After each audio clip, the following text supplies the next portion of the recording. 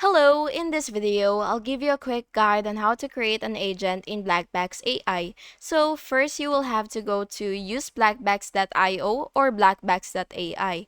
Then you will have to log into your account or create a new one if you don't have one yet. And in the input box, you will type a prompt like, you can type something like create a chatbot agent using Python and Flask. So you can start by something like that, and then Blackbox will generate a full working backend including routing logic, response handling, and optional integrations. Then you will have to copy the code into your preferred IDE like PyCharm or VS Code. Make sure that you have Flask installed in your environment, then run the server to test the chatbot locally.